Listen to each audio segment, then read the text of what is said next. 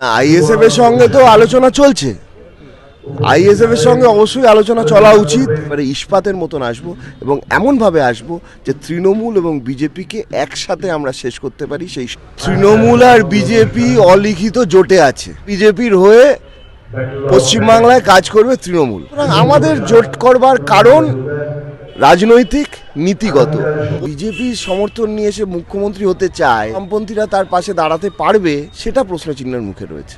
এই যে সিঙ্গুরে নরেন্দ্র মোদী এলো, এর থেকে বড় ধাপ্পাবাজি হয় নাকি? বিজেপির পেটে মমতা বন্দ্যোপাধ্যায় তৃণমূল কংগ্রেসের জন্ম। আরএসএস কে খুশি করবার জন্য সারা ভারতবর্ষে যে জিনিস কেউ করেনি সেটা মমতা বন্দ্যোপাধ্যায় করছেন। আইএসএফ, কংগ্রেস সকলের সাথে আলোচনা করেই এই কাজ করতে হবে। এটা ইস্পাতের মতন হবে, যে ইস্পাত তৃণমূল এবং বিজেপি দুইকে কাটতে পারবে। দাদা, শাসক দলে যেভাবে মাথাচাড়া এবং একাধিকবার যে শাসক দলের সঙ্গে যে বিরোধী দল যারা দাবি করে বিজেপির যে একটা আঁতাত রয়েছে, সেই বিষয়টি আপনারা বলেছেন। এই দুই সংগঠনের বিরুদ্ধে জোটের রাজনীতি বামেরা কিভাবে দেখছে? না, তৃণমূল আর বিজেপি অলিখিত জোটে আছে। বিজেপি কেন্দ্রে থাকবে, বিজেপির হয়ে পশ্চিমবাংলায় কাজ করবে তৃণমূল।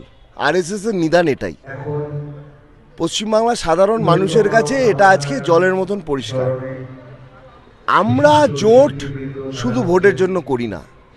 বামপন্থীদের জোট নীতির ভিত্তিতে এবং রাজনৈতিক পরিসর এবং প্রয়োজনীয়তার ভিত্তিতে হয়।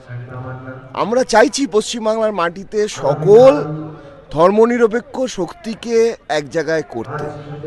যে ধর্মনিরপেক্ষ শক্তি তৃণমূল এবং বিজেপিকে হারাতে চায়, পরাজিত করতে চায়, তাদের সকলকেই আমরা সঙ্গে পেতে চাই। সুতরাং আমাদের জোট করবার কারণ রাজনৈতিক, নীতিগত।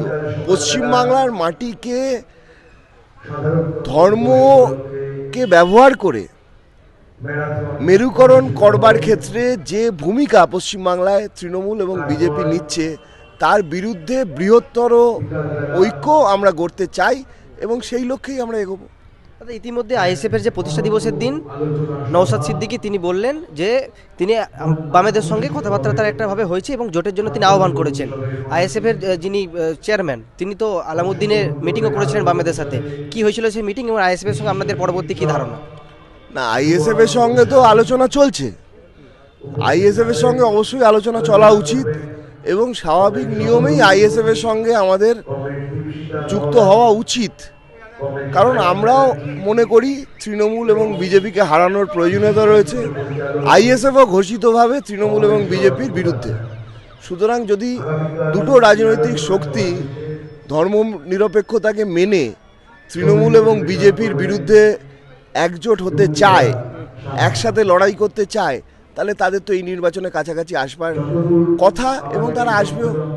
ইতিমধ্যে যে জেইউপি পার্টির চেয়ারম্যান হুমায়ুন কবির তিনি বলেছিলেন যে তিনি মোহাম্মদ সেলিম অর্থাৎ সিপিএমের রাজ্য সম্পাদকের সঙ্গে কথা বলেছেন। কিন্তু প্রশ্ন হচ্ছে, তিনি তো বলেছেন সরকার গঠনে তিনি তৃণমূল ও বিজেপির সাহায্য নিতে পারেন, তাদের সাথেও জোট করতে পারেন। সেই ক্ষেত্রে কি বামপন্থীরা হুমায়ুন কবিরকে দলে নেবেন জোটের রাজনীতিতে? এটাতে এক্ষুনি উত্তর দেওয়া সহজভাবে যাবে না। আইএসএফ এর ক্ষেত্রে যেরকম আমরা আগে আইএসএফ এর সঙ্গে ছিলাম, 2021 সালের নির্বাচন আমরা একসাথে লড়েছি এবং তার আগে আইএসএফ এর সঙ্গে আমাদের আলোচনা, যুক্ত কর্মসূচি সবই হয়েছে। হুমায়ুন কবিরের দলটি একেবারেই নতুন। সুতরাং সেই নতুন দল তাদের ধর্মনিরপেক্ষতার প্রশ্নে কি ভাবনা, সেইটাকে বিবেচনা করেই আমাদের এগোতে হবে। তবে যদি বলে যে বিজেপির সমর্থন নিয়ে এসে মুখ্যমন্ত্রী হতে চায়, তাহলে সেক্ষেত্রে কতটা বামপন্থীরা তার পাশে দাঁড়াতে পারবে সেটা প্রশ্নচিহ্নের মুখে রয়েছে। দাদা, একদম ভিন্ন প্রসঙ্গে যাব। একাধিক জায়গায় বামপক্ষের তরফ থেকে হচ্ছে যুব সম্মেলন। আমার বক্তব্য হচ্ছে, যুবকদের যে বেকারত্বের দিকে টেনে দেওয়া হয়েছে, রাজ্যে শিল্পায়ন নেই, সিঙ্গুর শিল্পায়ন না হওয়ার একটা বড় দিক। সেখানে একাধিক জায়গায় দেখা যাচ্ছে বিজেপি মিটিং করছে, পরবর্তীতে তৃণমূল মিটিং করতে চলেছে। বামপন্থীরা কি কোনোভাবেই শিল্পায়নের দিকে এগোতে পারবে এই রাজ্যে? শিল্পায়নই তো আমরাই করতে গেছিলাম। এই যে সিঙ্গুরে নরেন্দ্র মোদী এলো, এর থেকে বড় ধাপ্পাবাজি হয় নাকি? মমতা বন্দ্যোপাধ্যায় যখন সিঙ্গুরের বিরুদ্ধে অনশন করছেন, তথাকথিত জমি অধিগ্রহণের বিরুদ্ধে অনশন করছেন, তখন সেই অনশনে তার এক পাশে রয়েছেন আমাদের রাজনাথ সিং আর অন্য পাশে রয়েছেন আমাদের তথাগত রায় বিজেপি। সুতরাং আজকে যদি পশ্চিমবাংলায় শিল্প না থাকে, মমতা বন্দ্যোপাধ্যায় যদি সফলভাবে শিল্পকে তাড়াতে সক্ষম হয়ে থাকে, তার দায় দায়িত্ব সবটাই বিজেপিকে নিতে হবে। বিজেপির পেটে মমতা বন্দ্যোপাধ্যায় তৃণমূল কংগ্রেসের জন্ম। যখন কংগ্রেস ভেঙে তৃণমূল কংগ্রেস হলো, মমতা বন্দ্যোপাধ্যায় রাজনৈতিক দলকে প্রথম আশ্রয় কে দিয়েছিল? একেবারে জন্ম লগ্ন থেকে বিজেপির আদরে লালিত এবং পালিত মমতা বন্দ্যোপাধ্যায়ের দল। শুধু বিজেপি নয়, আরএসএস। আমি বলছি আরএসএস এর ব্যাপারে একটাও খারাপ কথা মমতা বন্দ্যোপাধ্যায়কে বলতে শুনবেন না, বরঞ্চ বলবে আরএসএস তো ভালোই। এবং আরএসএসকে খুশি করবার জন্য সারা ভারতবর্ষে যে জিনিস কেউ করেনি, সরকারি টাকায় মন্দির, সেটা মমতা বন্দ্যোপাধ্যায় করছেন। হিটকোর টাকায় জগন্নাথ মন্দির হলো, হিটকোর টাকায় এখন দুর্গাঙ্গন হবে নিউ টাউনে। সুতরাং কিন্তু আরএসএসকে খুশি করার জন্য করছেন, পশ্চিমবাংলার মানুষকে খুশি করছেন না।